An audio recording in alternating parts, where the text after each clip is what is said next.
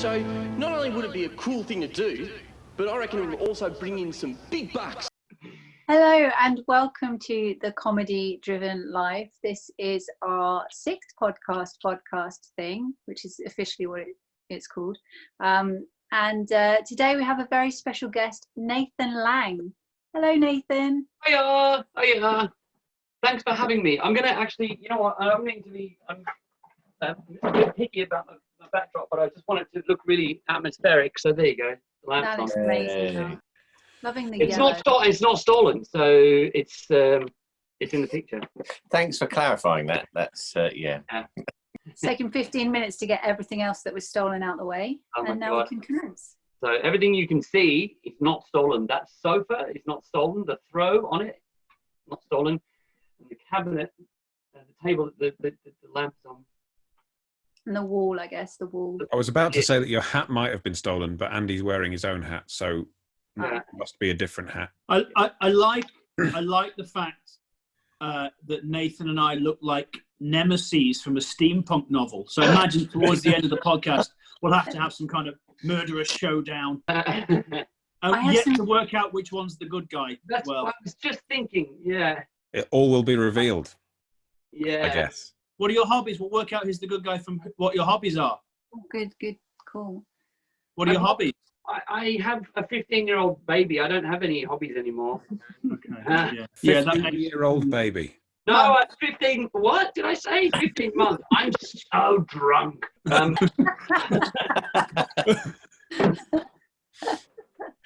Oh dear. Yeah, just the guitar was stolen, so I had to hide it.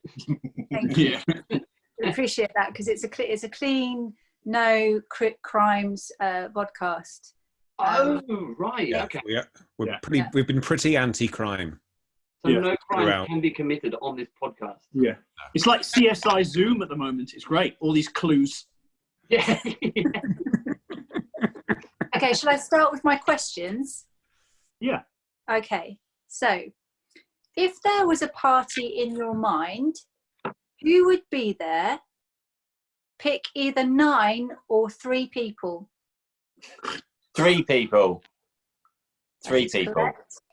I think I'd struggle to get 3 people to a party in my mind. Yeah. It's already pretty busy, so I don't think I'd fit 3 people in. I'd go for Tandy, Andy, Nathan. That's your 3. That's your 3. Just leave it there, Dan. Yeah, okay. Yeah. Are you not going to be there, Dan? Oh, me. I'll make it up to 9. Me. Gandhi. Because I've had to shave my head a bit, and he had a bald head. He'd be able to give me some tips with that. James Randi. Yeah. Andy Pandy. Randy Jackson. Candyman. The Candyman, that murderer who stands in the mirror. Candyman. He's very easy to get there. He wouldn't. You could just say his name 3 times and he's there. But you've already said it 3 times between the 2 of you. So now you've got to charge in one of our rooms. And there's one more. Can anyone think of one more person we've thought of? Pamela Lange from the Jason Bourne, the FBI director. That's it. Or Angela Lansbury. Yeah, Angela Lansbury should be wonderful. Angela Lansbury. And she solved the crime. Yeah, she's more fun as well. Yeah. That means that Nathan gets arrested though if she's turned up. She sees through you straight away. You're presuming guilt. I mean, Andy is pretty well pointing quite heavily that Nathan is the bad guy, which suggests that Andy might be the bad guy. Oh, wow. That's exactly what the bad guy would say. I've watched TV shows. I know how these things work. The sleight you of always hand. protect yourself, don't you, Andy? Yeah, I do need to protect myself. No, you always inject yourself into the situation. I me's myself on sen, if you like. I'm very method when it comes to podcasts. Have you been injecting yourself with disinfectant as well? No, I haven't done that. No. I'm on keto, so you're not allowed to do that. It's just mainly meat. Who would be in a party in your mind, Nathan? So is this like a fantasy party, you know, anyone living or dead, or is it metaphysical, like the guests have to be aspects of myself that I invite to the party? Like Identity with John Cusack, it could be. Yeah. And that turned out there was a bad guy in that film as well. I won't spoil the ending. It's a good one. Very good one. It can be living or dead because it's in your mind. So your mind, whatever your mind is up to, if it's up to creating somebody that's not even real, you can do that as well. Totally up to you. Oh, unreal people. Yeah, like Humphrey B. Bear. He was a character from my childhood on TV in Australia. He would bring a lot of comfort and fun and joy to the party. So I'd get Humphrey B. Bear along. But the real Humphrey B. Bear, like not a guy in a bear suit, but the actual Humphrey B. Bear. Yeah. And let's get a guy in a bear suit as well. and watch and work and find out who is the real Humphrey B. Bear. We'll play that game at the party. So how many is that? 2. That's for you. Two bear people. Yeah, right. And I have to say you 4 because I'm talking to you, so I don't want to offend anyone. So that's you, Dandy, Tandy, and Andy, and well, Toby. Toby's not. I mean, Toby, it doesn't rhyme, but you can come anyway. How many are we up to? We're up to 7. 2 more. Let's get Woody Allen just to throw him into the mix because I've got a lot of questions for him. And who else? My wife's loads of fun. She can come. She can bring my 15-year-old baby. They can come to the party. That puts us one over. But I'm just going to nick off down the shops or something because I don't really like parties that much. We'll have a good time. You're not going to go to your own party. No, I'll just slink off out the back and just go to the movies or something. You don't like parties? No, I mean, well, I get anxious with parties. I used to like parties, but I don't really like. I haven't been to a house party for so long, and I'm so glad I don't get invited to them anymore. You know, because no. I'm really glad because house parties they just make me anxious. There is a lot of pressure. House parties. What's going on? I like a nice intimate to do these days because I'm getting old. Yeah, I think that I'm thinking about it now. And last time I went to someone's 40th, I tried to be too funny with normal women, and it was awkward. I made some jokes by the coffee machine, and people just sort of walked away. I'm all about splitting a room when I go to a party. I'm not interested in ambivalence. The worst thing someone can be towards me is ambivalent, and I think as performers we would all agree with that. You want to draw the strongest possible reaction. You don't want a 3-star review. You want a 1-star or a 5-star. Yeah, absolutely.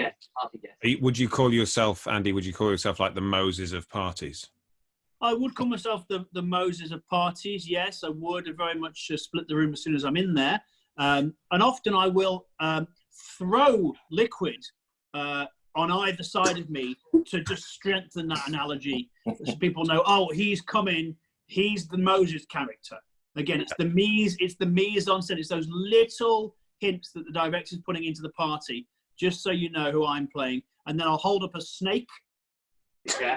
Well, you would have fit right in. I went to a house party when I was at uni, and it was all, like characters from the Bible. Caesar, you know, with his bodyguards. Yeah. There were a couple of Jesuses, which, you know, you would have thought they'd have known already which one was going to be. Tobes, was that the one where there was a Nehemiah character who bricked up the front door and everyone suffocated after 3 days? That was the one. I'd left early. I leave parties early usually because I'm like, turn up for the core of it.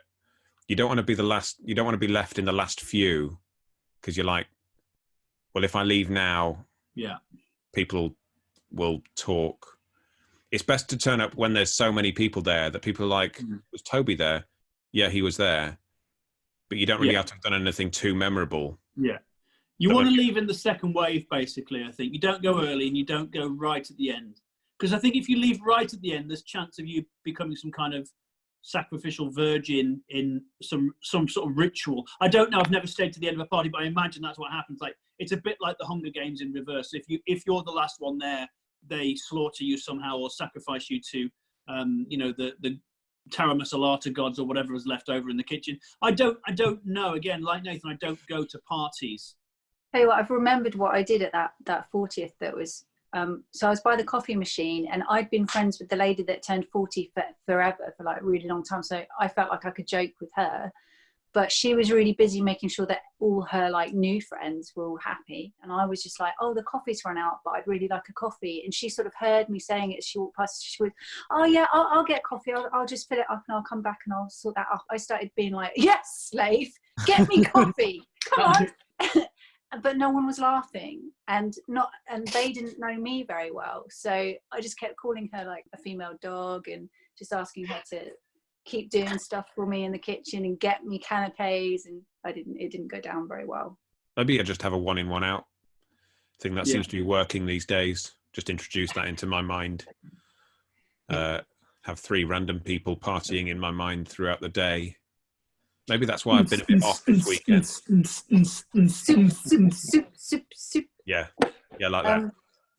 I kind of see it when Toby is just wandering around your mind, like they're strolling around a museum, just looking at things for a while, and then just looking for the exit, but they can't find it because it's a one-way system. Gotta go through the gift shop. Absolutely. To the gift shop and buy a little souvenir eraser with your face on it. Yeah. Stick on top of their pencil. Who has seen you upside down, and what is their favourite colour?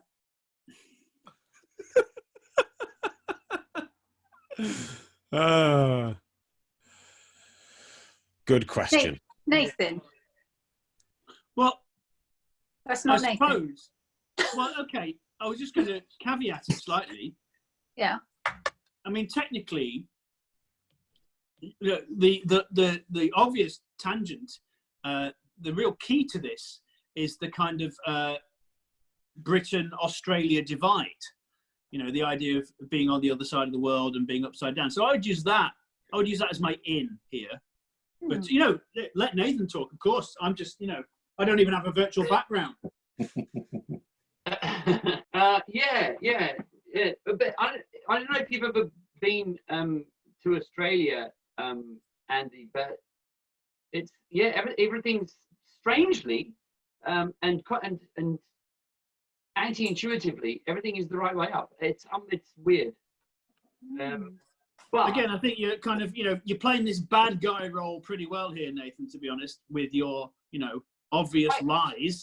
So in Australia, a friend of mine called the Mad Bushman was carrying me. We used to do all kinds of things. So we were at my friend's wedding. It's not important the context actually, but there you go. And he was carrying me it's kind of like up on his shoulders, and I swang down upside down, but smacked my head into a plant pot, like a huge clay pot, and I'm pretty sure gave myself concussion.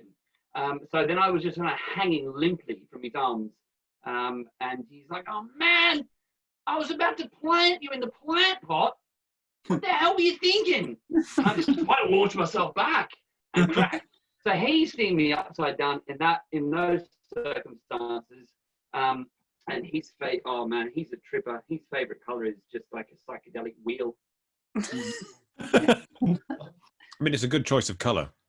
When I was first caught from the shallows of the river where I was originally, you know, born, you know, when they catch you and they kind of hang you upside down just after the catch and they take photos of you.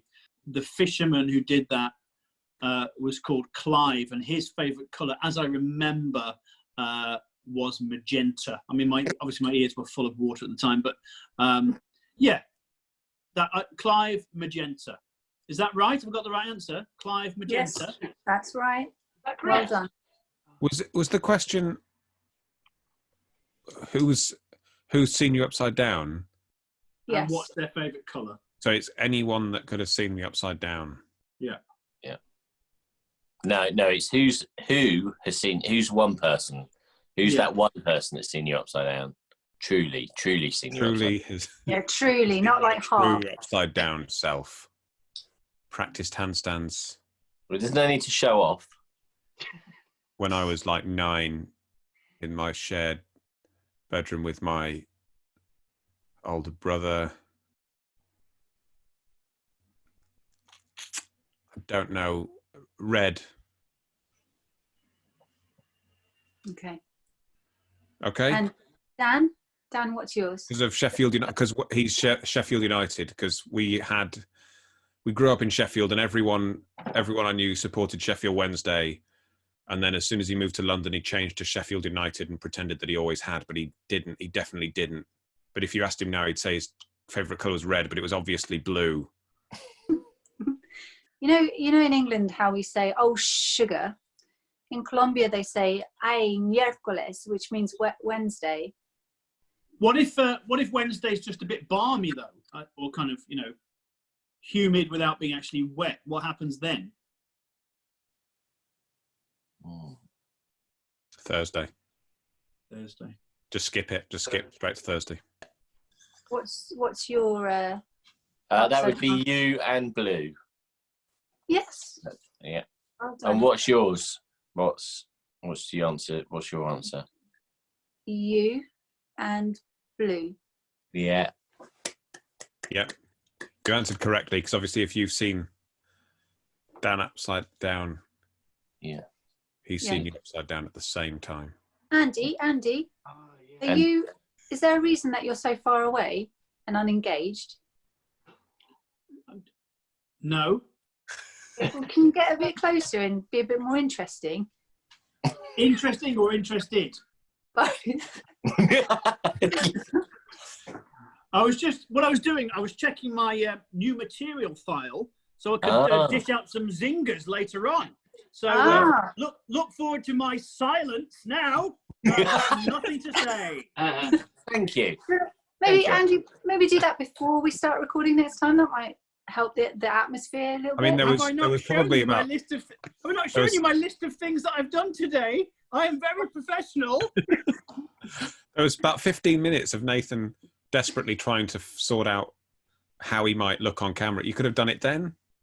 I was loving. I thought it was an experimental theatre that Nathan was doing. I didn't want to miss it. It was a little bit, yeah. Thank you. Yeah. Thank you. I didn't want to miss the denouement. Oh, hang on. I'm just going to comment on. Can you hear what's going on outside my house at the moment? So you might not have noticed this. I live in central London, so we have, I think, their daily rubbish collections. Because of all the pubs being closed, there's no more glass bottles being generated en masse in pubs. Instead, they're being collected en masse in all the flats all around. So every day sounds like the bottle day outside pubs. There's just glass everywhere. About this time, about 8:30, 9 o'clock, because everyone's turned their little flats into pubs. Drinking or alcohol purchases have gone up 30% or something, because if we don't go to the pub anymore, we're getting twice as much for our pound. Yeah. You get a pint for £2.50 now. Give me two. Well, give me five. It's brilliant. I think Nathan's your neighbour, Toby. Yeah. What? He's in London as well. Definitely. I've done a graph of that, actually. The drinking at home. There's a graph here. This is drinking at home over time. You need to come really close to the camera. Show the She's camera. obsessed with people coming close. I know it's gone up. Look, drinking at home over time has gone up. Yeah. There's another one here. This is video doorbell sales over time. Yeah. Everyone's in now. Everyone's in. There's another one here. This is profiteering attempts over time. People trying to make money out of it. This graph here. This is my success at profiteering loom bands. Yeah. Over time. And this graph is my making of graphs over time. Excellent. Yes. That's increased quite a lot lately. Yeah. That's excellent, Dan. That's a lovely bit. Press the little information button here, just above my ear. Get all my contact details, and Yeah, great. contact me. If a penguin could expose a secret about you using Morse code, how long would it be clapping for?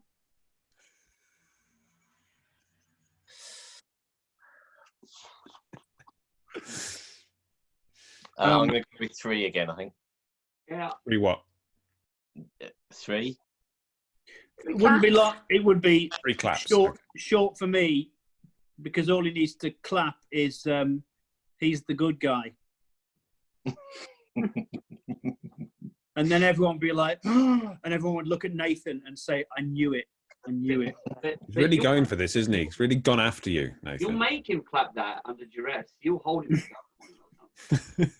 It's my job.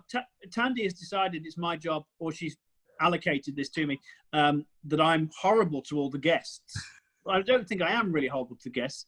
I'm just playing a character. I saw your hat. I felt jealous. I felt adversarial. And let's have at it. Bad guy. Became my nemesis. Yeah, this needs to end in a rumble. You contrived this situation, Tandy, didn't you? You wanted That's to right. go down tonight. And I refused to lay into Fred Armisen because I didn't want Jason Sudeikis to hunt me down and, kind of take me out. Who do you know? They take you out. Yeah, on a date. Yeah, just on a date, yeah. Because he finds them very intimidating. Obviously, post-lockdown, of course, but not now. Obviously, yeah. Yeah, sure. Nathan would get Toady Fisher, wouldn't you, Nate? He looks pretty beefy. Toady Fisher.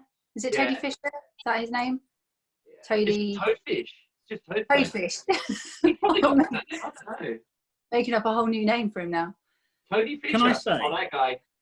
Yeah. Can I say, when I was at university, I went through a phase of taking photos of bad lookalikes that were so bad they were hilarious, in clubs or whatever. And one of my favorite ever ones, my sister and I were there, and we got a photo of a toady from Neighbours bad lookalike, and it was just one of the best moments of my life, because you could obviously, like, once you told someone who it was, they could say, oh yeah, I can see that, but he did obviously look nothing like him really, and we just bigged him up as though he was like the greatest lookalike of all time. Hey Toady, can we get a photo? And that's where you and I are forming shaky bonds. I think there's an olive branch there for you, Nath. If you'll only take it. That's how your career in crime started. Actually forcing people into the life of an imposter. You actually forced them to become an imposter. Yeah. The irony of the all is we're like two idiot barristers, aren't we? My next client's Toady Fisher. I think I'm getting Elsa Fisher and Toady mixed up. Isla Fisher. It's Isla Fisher. Isla. She's real. Yeah, she's a real lady. Person. She's not. She played. She's not real. Oh, she's not. She's not. Have you ever seen her and Amy Adams in the same room? Do you know what? I've never. Has anyone here ever actually seen Isla Fisher? No. Because I've only ever seen pictures of her, which could be Amy Adams, could be Photoshop. There's actually no proof that Isla Fisher exists. No proof. That's weird because you're from Australia. Yeah, I know, but I never saw her. When I was walking around Australia all the time, I never bumped into her once. That's crazy. And people talk about her there like she's real, and she's in movies and things. But I mean, you've seen what they did in The Irishman. They just can, make faces up. Yeah. It could have been Robert De Niro. Yeah. He's so good. I wouldn't doubt it. He's amazing. He's Isla Fisher. Or Daniel Day-Lewis. He's such a character actor. I mean, yeah. Yes. Yeah. Daniel Day-Lewis has actually been playing me for the last 10 years. So, I did not notice that. Sometimes I look at my wife and I just go, I don't know, you could be Daniel Day-Lewis. Yeah. I don't know. I trust her completely. Do you and your wife ever do anything together? Because she went to acting school, didn't she? Do you ever do any performing together? We met doing a play together, which was wonderful. We had an amazing time. Well, I mean, the play was great, but also because we met and fell in love. And then we did a play, and it was great. It was a four-hander, and we hardly had any scenes together. I think we exchanged a line. And then we did another play after that, and we weren't. I mean, yeah, we didn't have, again, didn't have much to do with each other in that one. So and then we tried to film a scene together, and we were absolutely terrible, really terrible acting with each other. And we decided, no, we were humiliated, and we decided never ever to act together again. But however, time's gone by, and she's been in some comedy sketches that I've done, and she's great. I think it's just when we're not taking it too seriously, trying to be serious thespians. Shelley's directed me a lot, like, you know, unofficially. She's come to see my show so often, and she is so insightful, and she just gives the brilliant pieces of direction that have, really remarkably improved my shows. So that was great. Yeah, that'll be at the end though. Yeah, that'll be in the credit sequence. Yeah, we do a kind of music. They'll be browsing military music over that. We do a kind of inverted outtakes where we just have the serious bits as the outtakes. Yeah, and you put really silly sound effects over it and stuff. Yeah. My next question is make a new law. Everyone push over the Queen. Okay, Nathan. Everyone be racist against Australia. Yay! Andy, Yes. go back to where you were, please. Oh. Thank you. Can't relax. This isn't a time to relax. Always on camera. Yeah. I have noted what works and what doesn't work, and sitting back like you're not interested does not work. Okay. This Okay. Just sit Right. forward like you're not interested. That's fine. Do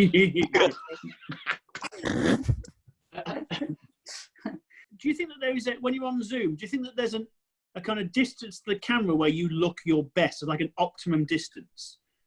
Because I find some of my videos, I look at and think, okay, actually look all right on that. Other videos, I think, like, how is my face that big? And I think I don't know what it is, but I think there's probably a distance to the camera where You're talking about the one are where at you were your like, peak. "You fascinate me, Jen." Yeah, exactly. Yeah, that would be an example on one end of the spectrum. Yes. Yeah, so I think there is definitely an optimum distance. Keep experimenting. Yeah. So let me do it with Nathan, for instance. Nathan, can you just keep coming forward? And back a little bit. Stop. A bit forward a bit. A bit more. Stop. Perfect. That's it, is it? You're pretty much at peak. up to speed, and that's. You're at peak handsomeness there, I think. Thank you. Very kind of you to say, Nemesis.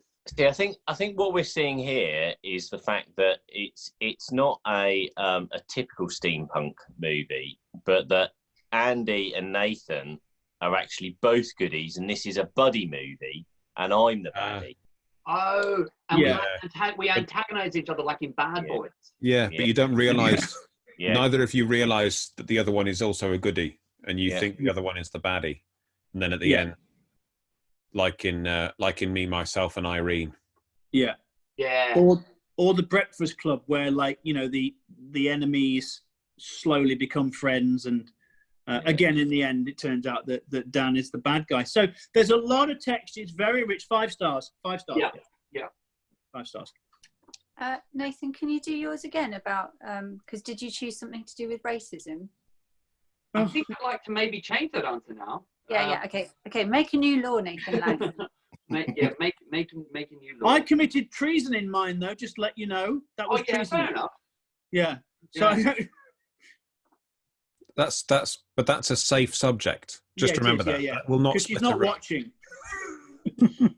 She's not watching. No, because she's not here. Look. Yeah. All right, how about this? Everyone has to. Okay, it's the law is that everyone has to pat a dog at any given time. So like, just so this would be hilarious to see as the police approach, everyone around just running around going, "Who's got a dog? I need a dog! I'll pat your dog!" Yeah, we don't have a dog, so that's You're in something trouble. to You're in trouble in my world then. If only we'd known that picking up warm dog poo would have been a good thing for us. Formal attire now includes slippers. Ooh. Because I've been so unbelievably productive these last 4 weeks. I can proper smash out a spreadsheet in slippers, and I didn't even know that. and also things like this. After you could shuffle around, you wouldn't be disturbing anyone with your clacking of your heels or your steel-toed boots. It would be a nice, relaxing dining experience because of your slippers.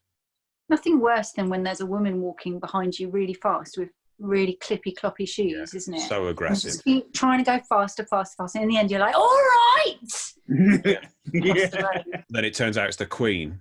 Here's my chance. Come here, Your Majesty. And what you don't know is she introduced a law that she has to push over the next person that walks in front of her, and she's been trying to push you over for a mile. Yeah. Yeah. Then it turns out it was Daniel Day-Lewis, and you put it Dan, make a new... Dan, can you make a new law? 50% tax on the Italian food. I don't like Italian food, and I'd like to get some more money into the government. The bad guy's dastardly plan is to put a 50% tax on Italian food. I will tax it by golly. I will tax you, Dolmio. I also think I've got another one. I think if for when you forget your ID, like you're going somewhere and have you got any ID? Oh no, I haven't got any ID. I think in those cases you should be able to show your bottom, and that should count as ID. How? Well, it's like trees have concentric rings. If you cut a tree open, you can work out how old it is by the rings in the middle. It's like that with bottoms.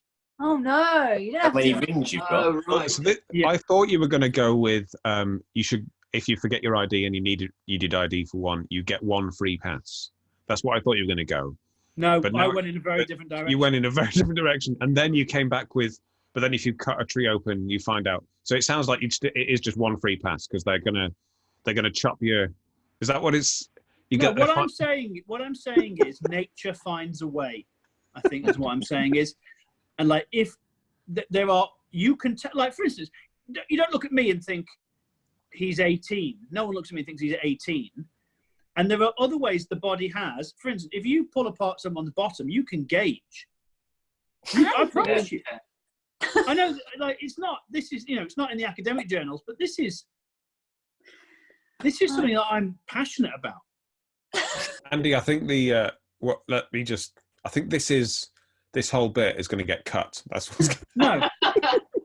Well, then I'm not coming back on the podcast. This is how suitable Andy's jokes are over time. Oh, Nathan. We're like, okay, Nathan, no racism, it's a clean thing, you don't just... uplifting. And Andy's like, if you pull apart our bottoms...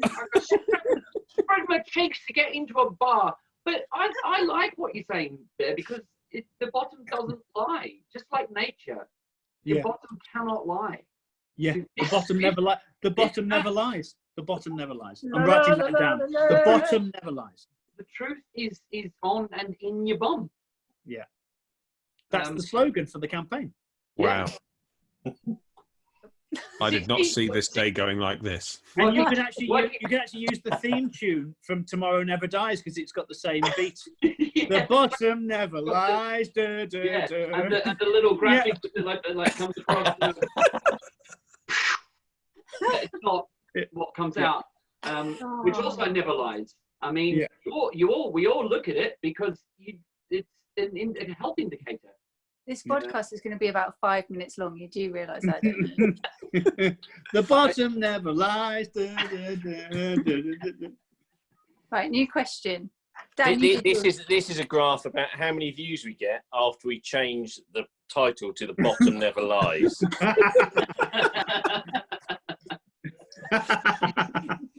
Okay, this is a new question. This is a difficult one, so you have to listen up, okay? Pianos have teeth. Violins have hair. Drums have skin. What do flutes have?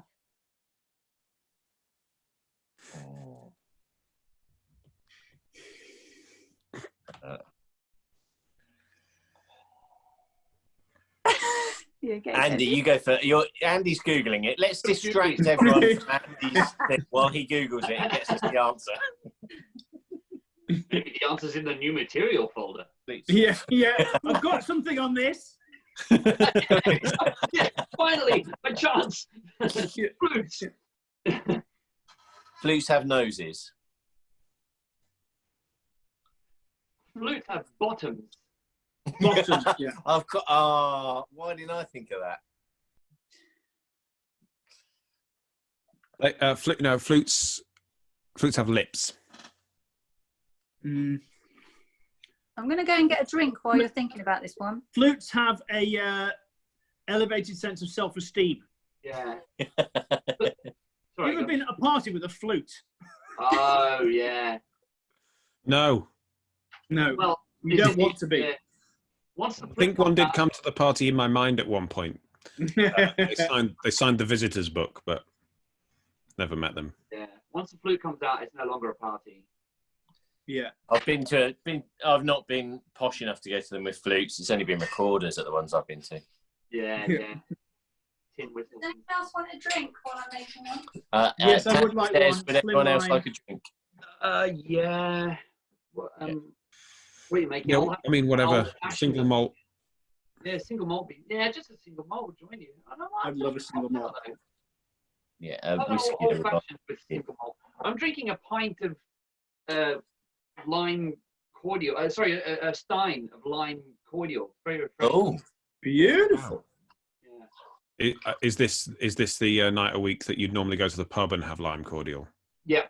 So I wanted to press like this as well. Yeah.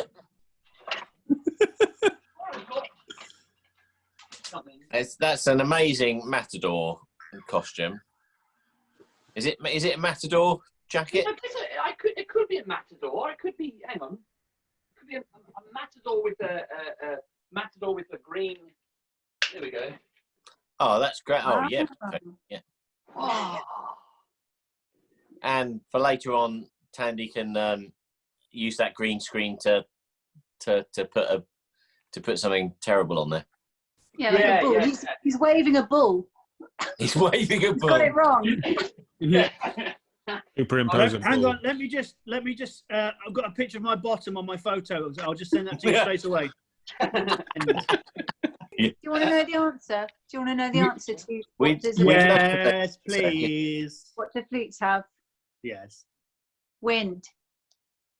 Very good. Yeah. See, that wasn't a hypothetical for us to answer. That was a riddle. I hate being given a riddle when I think it's just conversation, though, don't you? It's one of my least favourite things. You think you're just chatting to someone, and unbeknownst to you, they're setting you a riddle. Setting you up. Yeah.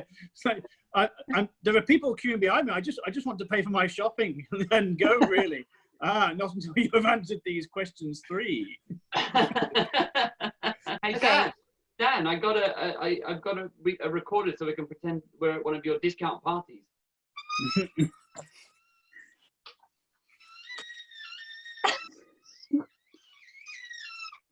It's bringing back some memories, that does. Yeah. I'm self-taught as well with that. Oh, really? I never would have known. So. What is the best way of wearing a scarf? Show you're working. A single wrap, so round the back, and then tied in single knot with the bit flapped over. Not so sure. it looks a bit like a cheap woolly tie. Mm. I think you need to give me an example. Okay, I can do it with this cable here. So it would be a wrapped round, and then one bit looped up, and then down like that. But imagine that, but a tie. A tie? Yeah. Sorry, Imagine you've lost. and then imagine it. I've marked you down.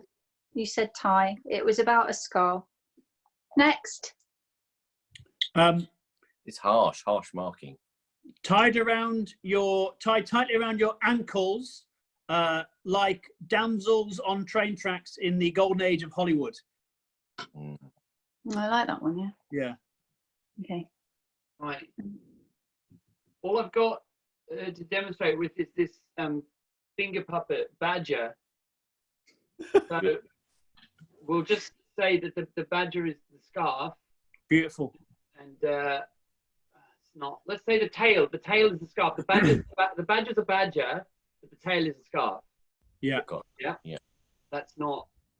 Okay, so that's not the badger's tail, but that. So And badger. And notice how Nathan's easily able to work out how old Badger is from the way he's holding him there. So it's very, very easy this way. It only takes a second. Oh. Did I ever tell you about the time that I stuck my finger up a Staffy's bum? No. Would you like to hear about that? Yeah. No. We were going to ask you about like Neighbours and that Oscar-winning film you were in. And, no, let's hear about this. No, let's talk about the time I put my finger up a Staffy's bum. So I used to have a Shih Tzu called Albert Fudge, and one day when we brought him in from his walk, we took him into the hall leading into our house, and neighbour's Staffy just bolted across the road, ran in. There was a massive scuffle, and he grabbed my dog by the throat and went into lockjaw mode. And so we kind of dragged him out a little bit, and then we were just there on the front step, screaming and at them to come and get their dog. And so the guy ran. I don't know if you've ever dealt with a dog with lockjaw. You really can't. There's nothing you can do. We both put our hands in his mouth and got bitten, and there's nothing. So basically, my dog was just sitting there squealing with his larynx kind of being slowly crushed. I'm going to tell you right now, the good news is he lived. He actually was barely injured. He got a bruised neck, but he was totally fine. And so then the neighbor ran over, and he was trying to pull his dog off. And my wife looked at me and just went, "Nathan, you know what to do. You know what to do." and because I'd heard that if you stick something up a dog's bum, it will frighten it enough to release its hold. And they say stick it, use a key or something. But I didn't have any keys handy. So I just went, I'm gonna have to do this, and I stuck my finger right up its bum, and it just kind of looked up at me. It looked around. Its eyes kind of had my dog in its mouth, and its eyes just kind of craned around and just went, "What are you doing?" Yeah. So it didn't release his hold. So I had to start to try and cause him discomfort. So I started to sort of like have a little look around and see if I could tug on anything inside him. And anyway, eventually another one of his owners came and just called him off, and he just released his grip and he just ran back across the road. Wasted effort. Complete wasted effort. I've been there, and I've seen that, and so that you don't have to. Yeah. Because did they know what you were doing? Did that owner know what you were doing? Or no, were they so like... the owner was sitting there trying to pull his dog off, and he sees me just stick my finger up its bum, and he was equally horrified. We were all horrified. We were all so traumatized by the whole thing, everything that happened in that 5 minutes. So I'm only doing this because he didn't provide any ID. This is what I'm doing. I have no choice. You've left me with I don't know no whose choice. this is. Oh, 8 years old. He looks very good for an 8-year-old Staffy. And so that's his scarf there. It's good to know. It's good to know. I didn't think of that one before. So when that lion jumped on me, what my brother should have done, something very different than punch it round the nose. Yeah. No, lions like it. Lions love it. Yeah, they would have. Completely. Sing a sea. Sing a People that can Tandy. sing. Yeah, and that distracts a lion from attack. Yeah. Okay. They actually, on that, lions really don't like the opening song from The Lion King. They really hate that song. All I've got is bubble wrap as a scarf. Okay. And how I kind of, I do it like this, so it's more triangular, and then just kind of wear it like I have been wearing it around my face, but it's got too hot now, and I'm just wandering around in public, not making the effort that I was going to when I left the house. Yeah, that's how I do it. You look like you can't decide whether to hold up a liquor store or have your main course. Yeah. I don't know if you know this actually, but bubble wrap is excellent as a napkin because it's reusable, but you don't have to wait for the whole cycle and drying. It literally just rinses clean. You're straight there, round 2. It probably propels food off you as well. If you drop it, it just bounces right off. Well, sometimes you actually have if you're eating particularly heavy food, like stones. Or stones, yeah. Like stones. You can actually have a good competition who can pop as many as possible by eating badly. Yeah, and if you're eating light food like rice, if you have it bubbles out, you can catch some of it to reuse it for later. Yeah. No, but you shouldn't. I'll make you ill. Yeah. Nathan, who was more professional? The technicians behind producing Neighbours or us with creating content? Absolutely. You mean the technicians, but you mean the production crew and everything? Yeah. Everyone making Neighbours. I mean, bunch of cowboys, really. No script. The kids come in every day and just, willy-nilly it, really. And they were drunk all the time. Everyone was drunk and just doing lots of drugs. And it's amazing. I think it's in the editing that they make it look coherent. Yeah. It was incredible how. Is it true? I would go in every day. I just go, what the hell am I walking into today? And then, I think, and it's amazing that they've managed to go this long in that way. I think it's the people who they just can't take it anymore. Sorry, Andy. Sorry, I've got a question. Is it true that the actor who played Carl Kennedy and the actress who played Libby Kennedy dated in real life? His daughter. Yeah, I heard a rumor somewhere that they not as far as I. The series in a green room, and it's all done with green screen. Yeah, you're walking around, and it's actually all filmed. Yeah, it's true. It's all filmed in Barnsley, isn't it? Yeah. It's in Barnsley, and they're all doubles anyway. They're not actually the real people. They get really amazed. They get Daniel Day-Lewis, Robert De Niro. Maybe it was the guy from your 20s, Andy, that was Toby. Could well be. Yeah, because this was in Durham, so that's not too far from Barnsley. A couple of hours drive. Not too bad. Yeah. So. And it explains why Nathan Lange is in England, because maybe Australia doesn't exist. Maybe it's all a big farce. Yeah. Have you ever been there? No. I've never seen it.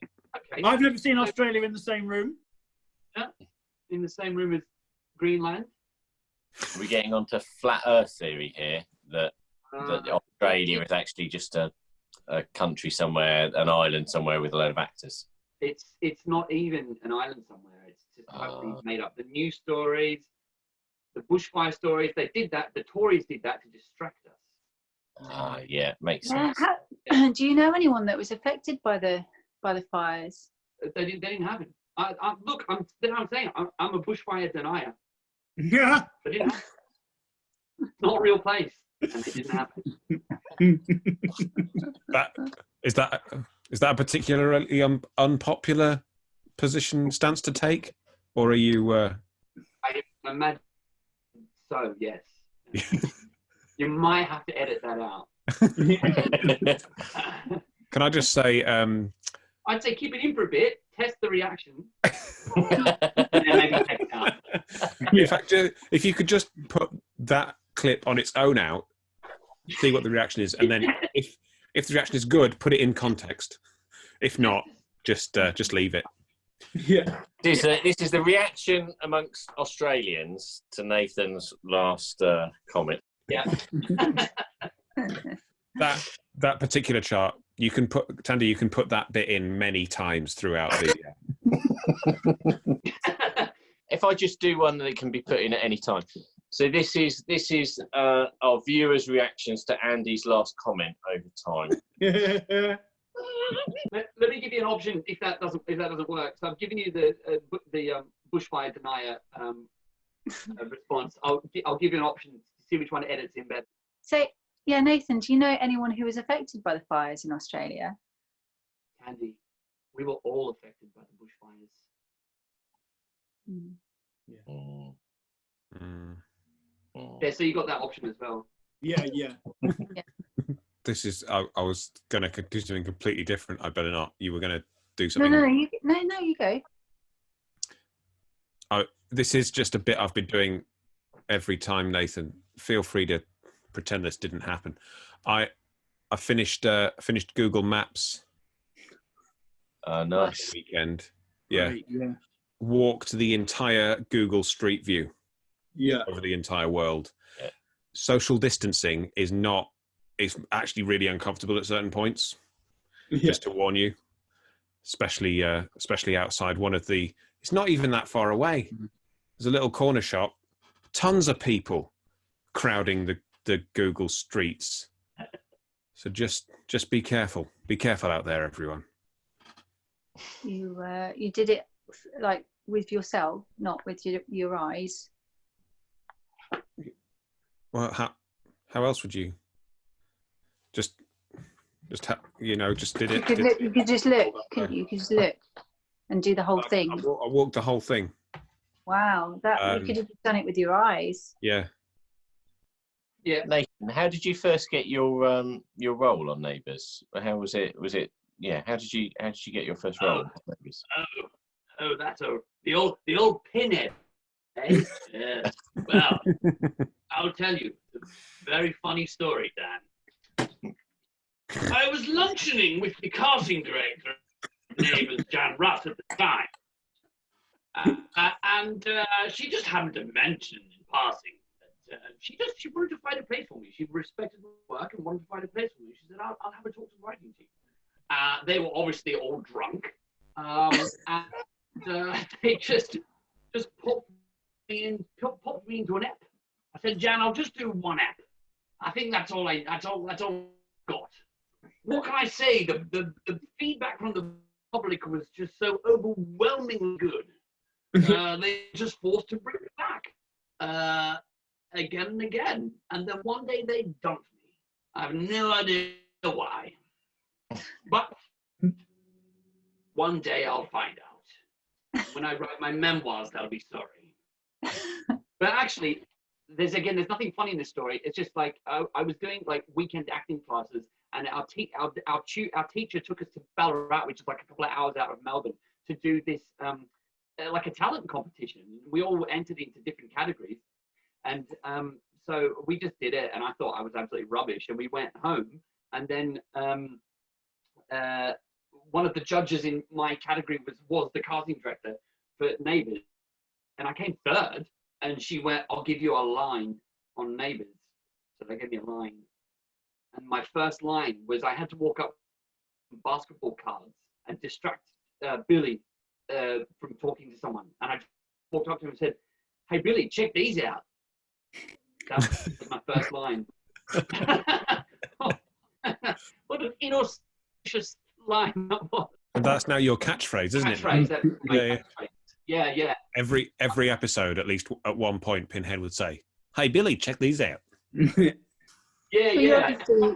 Sometimes he'd just be in a scene with someone else like Cody, and then suddenly the door would open, and I'd just go, "Hey Billy, check these out." They loved it. But I'm still loving it even now, even today. I love it. Yeah. That's so weird because that's exactly what I say to Tandy every time I get out of the shower. What is going on with everyone today? Not me. What kind of things are you keeping in the shower? A bottle of shampoo and a bottle of conditioner. Why? What were you thinking about? I thought you'd be like boulders, some bear poo from last time. Yeah. It was a gorilla. It was some, Gorilla. But you did so well with that. Hey Billy, check these out. That you got a character out of it. So a year later, I came back and I got a scene. And then a year after that, I got like an episode. And then they just kept teasing me. They just needed a little bit more. And then I got like a week. And then I got a storyline eventually where I got like run off the road by Toadie and went into a coma. And so then I was just like asleep for a week or so on set. I mean, what's new, really?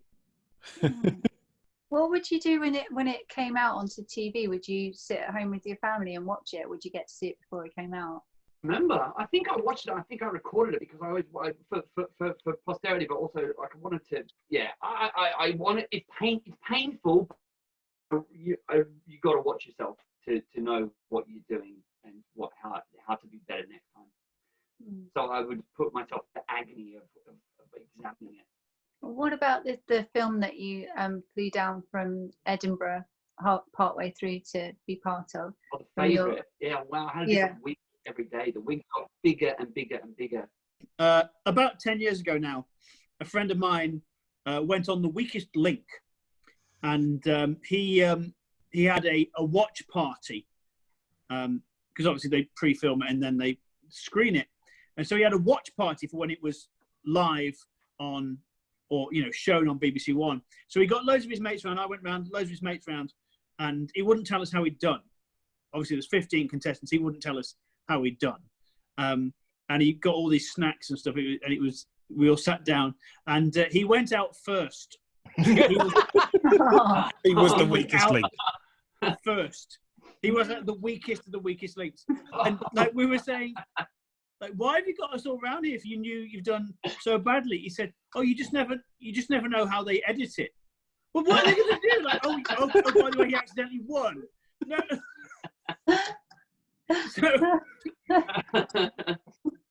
So that was honestly one of the weirdest things. I was there at his house for about half an hour. That was it. Such a weird show. Yeah. I mean, it's already difficult, right? And she's basically just going, "You guys are all idiots."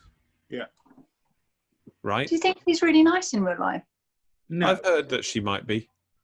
She might be. Like Simon Cowell? Do you think he's nice? Not possible.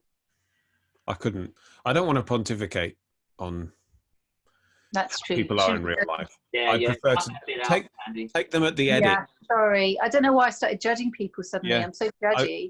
We want... Do you want to know what Tandy's like in real life? No, again, I think what's nice about, and this is the same thing, it's edited, because we want people to only get to know our edited self. That's how we've wanted it our entire lives. We now even forced into that position now. Andy, sit forward.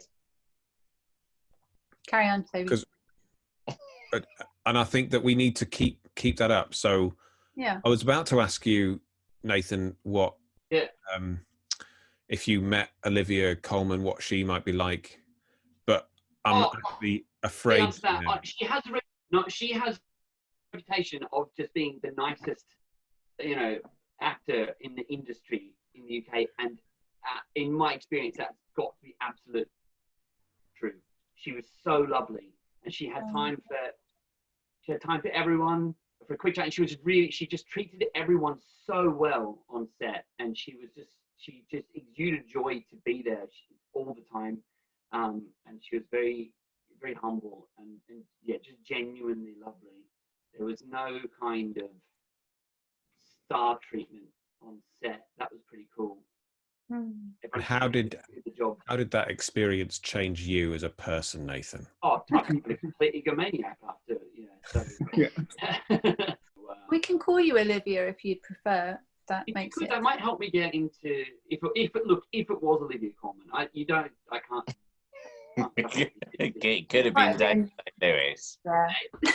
It probably was. I mean, Daniel Day-Lewis has won Best Actor and Best Actress now. That's really cool. I wonder, The Favourite, do you think subliminally it only won all the awards because it was called The Favourite? Yeah. Yeah. So we should make a film called And the Oscar Goes To. Yeah. And the Oscar goes to us. If we're going to do this film, I need someone to be my stunt bottom, because it's not one of my best features. Dan. I think I've got quite nice Yeah, eyes. I've got nice legs. But Oh yeah. Dan turns out to be the villain, but he's the bad bottom. He's the Naughty- dirty naughty- bottom. The dirty bottom. Somebody here is a dirty bottom. Yeah. Andy, I think you can wipe that. I think Dan and I probably are the only people that have seen Nathan live, but he's a fantastic comedian and actor. One of my favourites. Very, very funny. Really good. Thank you, guys. I look back at the stuntman now. That was It was so funny. I had a couple It of was shows so that I funny. was really happy. In fact, the shows in Brighton were my favourite performances because I got to use the smoke machine, and that was always my dream, was to have that bit with the smoke machine. And when I got to do that for those 3 shows in Brighton, they were my favourite. And The first one I saw was North Down, Oh, that's and right, yeah. I laughed so hard. It hurt so much. That's a lovely venue. Yeah, it's good. Yeah, yeah. And I got punched in Edinburgh. John and I were doing a gig, a late night gig, and where I'd pretend to get possessed by the devil, and we're Jehovah's Witnesses, and I get possessed by the devil, and he has to exorcise me. He said, right, well, what the line was, I've seen the Ghostbusters reboots, and I understand you can slap a demon out of someone. And this guy just got up and went, I'll do it, and punched me in the face. Oh, no. Wow. Sorry, I should have reacted like Tandy there. Yeah. It's the way you told it. You can always give a different version. Let's see which reaction edits better. Yeah.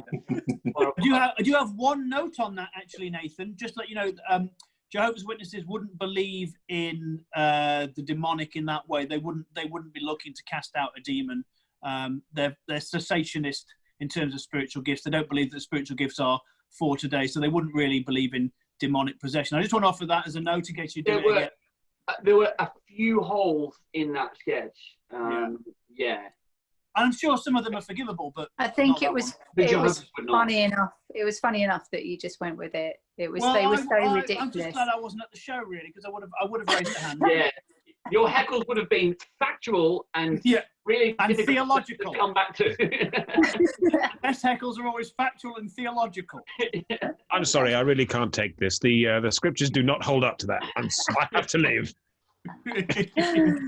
Do you remember, Nathan, when you were doing the stuntman and in Brighton, and there was I don't know, maybe 20 people in the audience, and it was quite quiet. It was a really quiet moment. Maybe more. Maybe, I don't know. I can't remember. But and my son, just in a really quiet bit, he was about 6, and he just went, he looks like he's been practicing.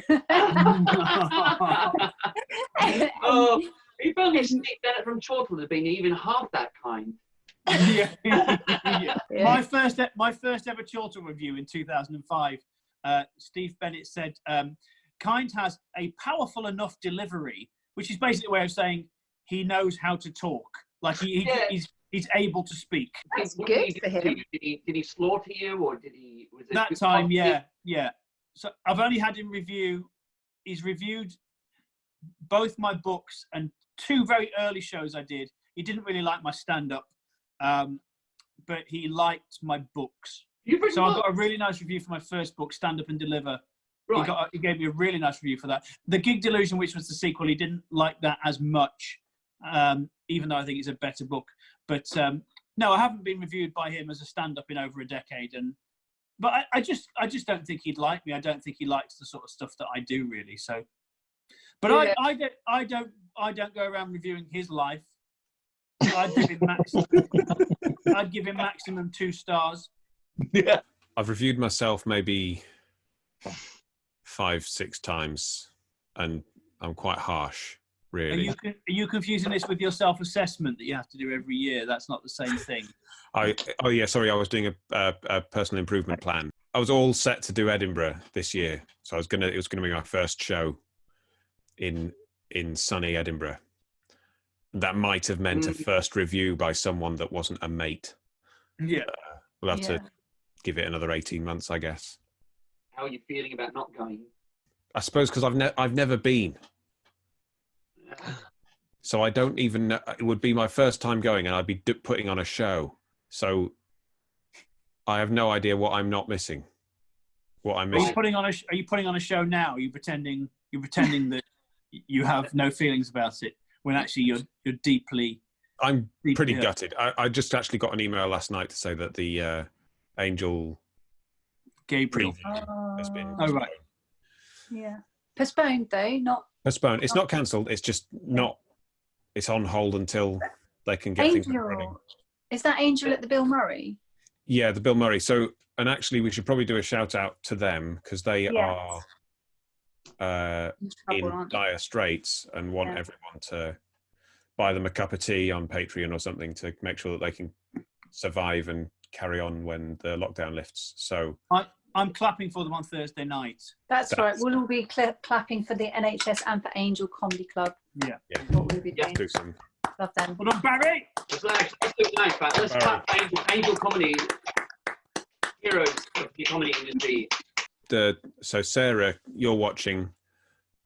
Sarah's our one viewer, Nathan. Oh, if she could find some change in her pocket to, help out. Are you grieving at all, like that you can't, like the loss of the show? You can't do the show now, but until who knows when. Like, how do you? Well, I can't do the show. I feel like I can't do the show at all. I said this in another one, so feel free to cut this out, Tandy. Okay. But if it's really interesting, I'll keep it in. The show was basically about how we have to we can't just carry on as we are. We have to make a drastic lifestyle change. Oh, prescient. I felt like I had a show that was going to not address any particular subject that anyone else was going to cover. So we're all good there. And now every show, mine included, because I can't, well, maybe I can, but every show is literally going to be about how we stared at screens without our trousers on for 2 hours a night trying to make a living. That was because that's the only joke about video calls that people seem to make. I'm doing a coronavirus themed children's fantasy play.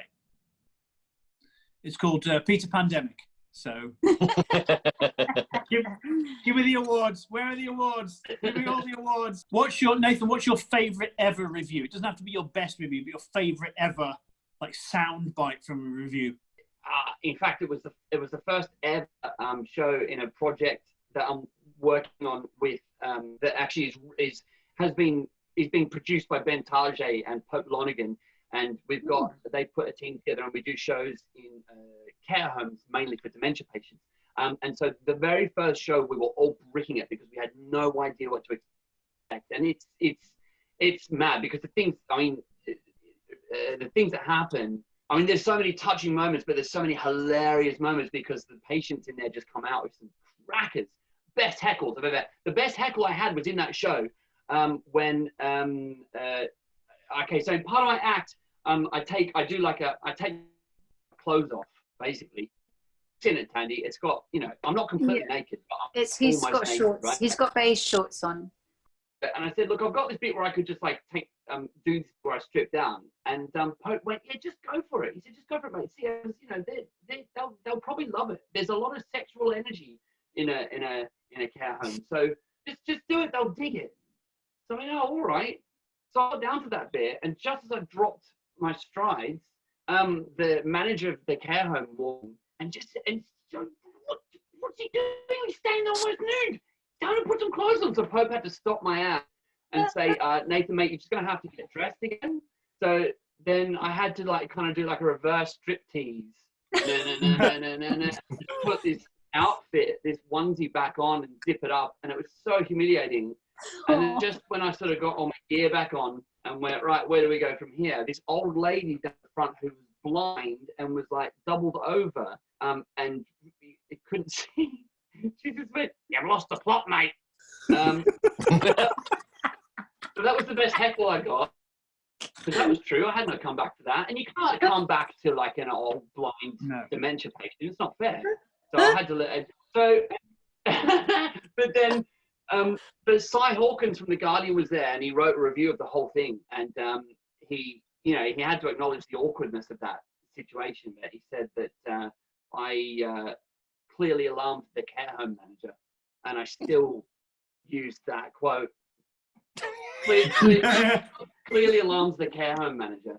Yeah, that's very good. Yeah. I did some filming once in a care home, in an old people's care home, and we had the tracks for the camera that was just going through the main living room. And so there wasn't any room for, we had like a few people that were being extras from the care home, and they were brilliant and they worked really well. But the rest of the people, bless them, they were told, like, you can be around this area, but don't come into the lounge today because there's people are filming in there. And they were all getting really twitchy by the end of the day because it took so long. And in the end, this bless him, this old guy with his motorized scooter, he just went, "This is my lounge," and he just drove straight in. But then because of the train tracks, he got really frustrated and like he couldn't move with his. And then they were like, "We're filming in here, Rob. Sorry, you can't be in here today." And he was just like, "Fine." And he tried to turn around, but it was like, I don't know. I feel like I've seen it somewhere in a film, but he was like, Austin Powers. Yeah, Austin Powers maybe. He had to turn around for about half an hour before he could go back, and we were just all waiting there to do the next take. You are so disruptive, Tandy. What was your best review, Andy?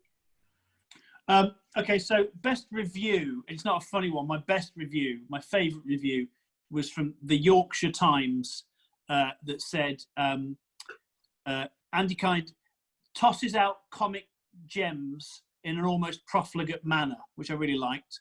The idea that I've got so much comedy, I don't know what to do with it. I just quite like that. But my worst ever heckle was on an August bank holiday in a very hot, sweaty pub, and a very drunken man on the front row wearing shorts bared a testy just prior to one of my punchlines. So yeah, that was yeah. Did that throw you off a bit, did it? Yeah. Yeah, well, it would throw you off a little bit, Toby, as well, I think. Yeah. I mean, he did it deliberately as well. It was a willful bearing. It was met. He knew exactly what he was doing. Yeah. He was looking me in the eye. He didn't like me, and that was his way of showing me. My favourite heckle, I think, which I don't know if it was so much a heckle. So I used to do a lot. My material was different in the early days, and one of my jokes was, "What's red and bad for your teeth?" I don't know. What's red and bad for your teeth? A brick. Yeah. And true though. Exactly. A lady in the front row looked at me and just went, "No, I just don't get it. I think I take things too literally."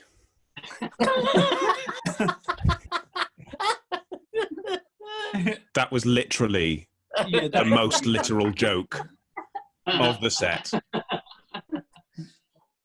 Anyway. My worst heckle was, "Yeah, we get it."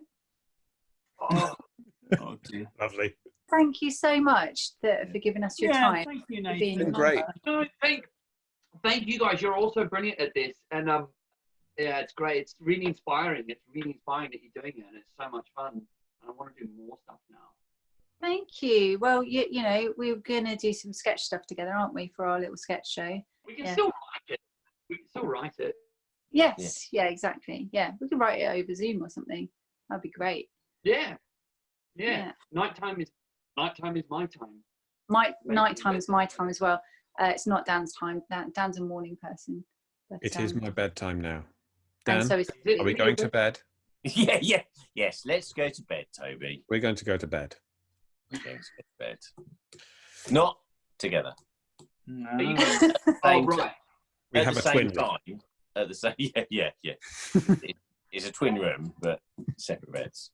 I've seen a couple of properly excellent MCs trying to do like stand up from their living room, which is hilarious, but it has immediately transferred from "you're a great MC" to "this is the weirdest alt comedy."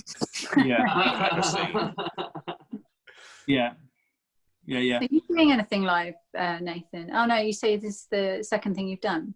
Brilliant heckle, and it was just after me, so I kind of have to take the fall for it. But this guy, he obviously unmuted his mic, and you just heard him say, and as he started to talk really loud, everyone stopped, and we just heard him so clearly say, like, no, she hasn't been on yet, but let me tell you, it's a testament to my friendship to her that I haven't just gone somewhere else and left this, because this stuff is unbearable trash. Oh no.